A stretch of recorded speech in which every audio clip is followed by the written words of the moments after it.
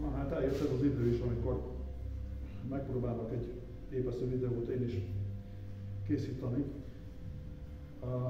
A sztori úgy kezdődött, hogy az öreg 1-es oktáviám helyett szerettem volna egy fiatalabbat, és az Octavia fórumon, a Facebookon bedobott valaki egy elrettenítésnek szánt hirdetést, egy 275 000 kilométert futott egykötetőjesi taxi autóról, és ott ment a telefere, hogy milyen rémületes hirdetések is vannak. Hát én meg úgy döntöttem, hogy elmegyek, megnézem ezt az autót, és hát nagyon megtetszett. Nyilván leszették a fóliát róla, ami vitte a fényezést, és gyönyörűen nézett ki. Vigyázott rá az ember, a belső is szép volt. Kipróbáltam, engem meglepett az 1-2, és aztán úgy alakult a helyzet, hogy 275 000 kilométeres taxi előéletű 3-as oktáviám lett, amivel igazából semmi komoly problémám nem volt, pár dologtól eltekintve ezt majd mindjárt elmondom. Ami miatt aztán egy nagyobb beavatkozást kellett csinálni, az a zavaróvá vált olajfogyasztás.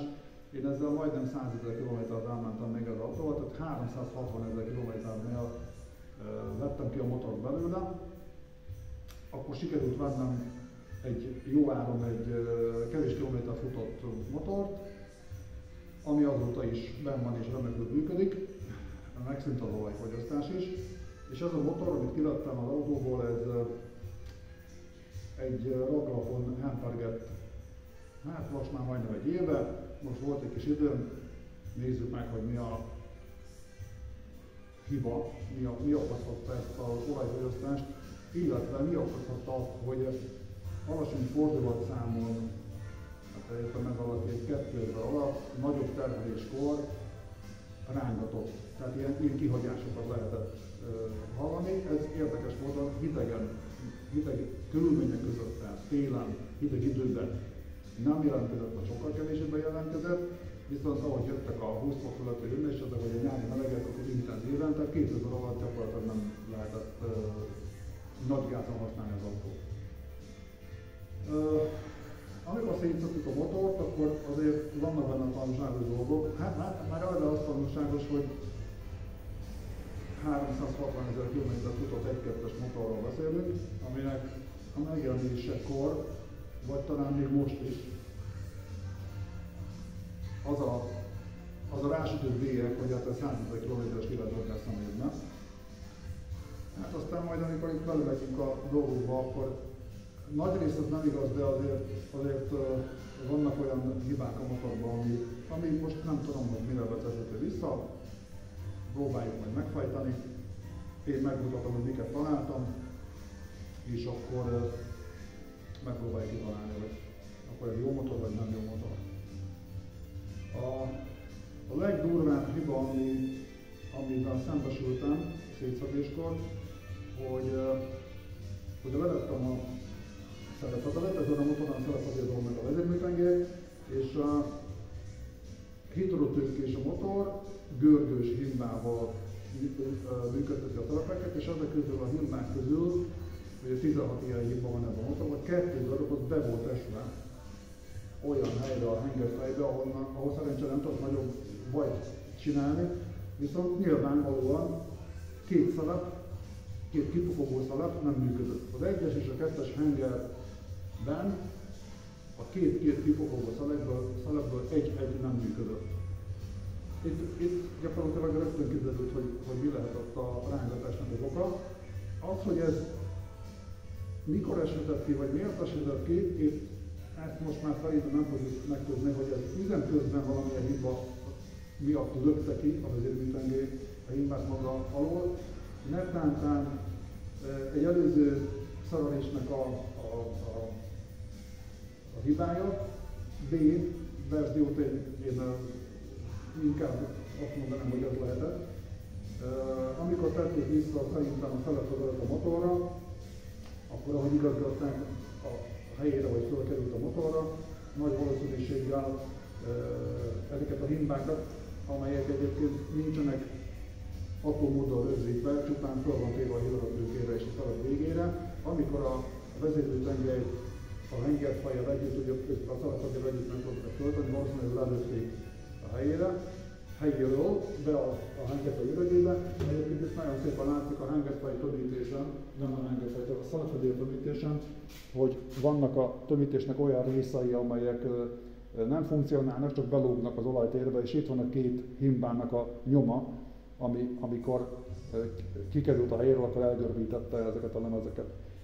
A himbákon egyébként az is látszik, hogy a görbő felületén, hogy tényleg nem működtek, tehát nincsenek azok a kis fényes működési nyomok rajta, amelyek normál üzem alatt kialakulnak. Tehát egyértelműsíthető volt, hogy a rángatás az emiatt következett be. Ami még szembetűnő, hogy a dugattyúkon, ezek már rá vannak mosva, mert egyébként ennél még csúnyabban néztek ki, felégett olajnyomok vannak, tehát tiszta fogsz magyarán az egész dugattyú, és nem csak a dugattyú, hanem a hengerfalnak is az a része, ahol nem működik a dugattyú, tehát az alsó holdpont alatti részen bőséggel fel vannak égve az olajfelület, a felülete, az olaj. Hát aztán, hogy ennek mi az oka, ez megint egy érdekes téma lehetne. TSI motor ugye kis motor, nagy hőtartaléssal működik az autópályán vagy utánpótlós üzem közben, mert kap meleget rendesen, és ráégett az olaj valószínűleg. Itt kézenfekvően tűnik a kérdés, hogy milyen olaj volt használva. A felül bocsánatom, hogy semmiféle gyártóra utaló nevet nem fogok mondani, mert nem akarok vitákat generálni ezzel kapcsolatban, meg jogi dolgokat csak akarok a nyakamban venni. Tény az, hogy ezen a hőmérsékleten az olaj ezt fölégett a dugattyúra. Igaz ez amellett is, hogy 275 000 kilométerig az előző tulajdonos az egy bizonyos fajta olajat használt az ő állítása szerint. Én nekem ez az olaj, nem mondom, hogy nem volt szimpatikus, de hozzáférés szempontjából egy másik olaj márkára váltottam. Mind a kettő olaj az gyárilag előírt specifikációjú minden szempontból, tehát viszkozitás és egyéb előírások szempontjából. Ugye 5V30 van ennek előírva, mindenkit olaj 5V30-os volt, és hát ilyen 15 000 kilométerenként, ha nem is talán pontosan, hol 12, hol 17 000 kilométerenként cseréltem én.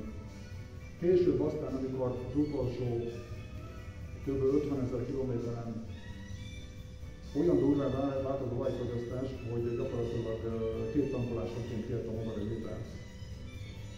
Akkor már nem cseréltem az olajat. Ezzel is lehet vitatkozni, hogy akkor mi van a használt olaja, de gyakorlatilag 15 000 km alatt a motor kapott 7-8 liter olajat, tehát mondhatná azt, hogy folyamatos olajcserébe volt. Ezzel megint lehet vitatkozni, hogy jó vagy nem jó. Én már akkor úgy voltam, hogy ennek a motornak úgyis annyi. Ez történt. Jó, a motor egyébként fő részeit tekintve, tehát henger, főtengely, csapágyazások meglepően jó állapotban van, majd mutatok a következő részekben erről a videót, sőt nem csak hogy szemrevételezéssel fogjuk ezeket nézegetni, hanem ezeket a médiaeszközöket, én megpróbálok szeretni ez a motorhoz konkrétan egy gyári szerelési útmutatót, amelyben le vannak írva a limit értékek, a motorkerékpárokhoz vagyok szokva. Nem tudom, hogy autóknál ez mennyire hozzáférhető, hogy sikerül beszerezni egy ilyet. Tehát pontosan meg fogjuk mérni, hogy mely alkatrészek vannak milyen állapotban. Tehát megfelelően limiten vannak, vagy limiten dolgoznak a kopások, ugyanúgy a dugattyúzüzőknél, a hengereknél, a dugattyúknál, vagy a csapányoknál. Szemben a ránézésre a csapányozás az gyönyörű, az összes csapány, azt mondanám, ilyen beszerelési állapotban vannak. Majd a hézagmérés megmutatja, hogy van-e kopás akár a csapágon, akár a főtengelyen. A hengerfalon látszik a vonalás, most ugye ez azért, aki méregetett már hengereket, az tudja, hogy ez azért előrevetíti, hogy nagy kopás nem valószínű a hengerben. De hát azért ne tárjuk ki a dolgokat, úgy ahogy kell, 6 helyen megnézni minden hengert és ki fog vetődni, hogy milyen állapotban. Dugattyú, gyűrű, érdekes.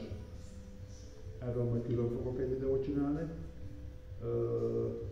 Az olaj le húzó gyűrű, a legalsó gyűrű, az olaját terjesztő gyűrű, vannak érdekes dolgok. Maga a gyűrűhézag az mondani normális, főleg a kilométer, futott kilométer tekintetében. Tehát a kompresszió gyűrű, a legfelső kompresszió gyűrű nincs 1 milliméter, hanem a hézag, ami szerintem is elfogadható ilyen kilométernél. A lejjebb lévő gyűrűknél, a lehúzó olaját terjesztő gyűrűnél vannak nagyobb hézagok, de nem ez volt szerintem a fő probléma.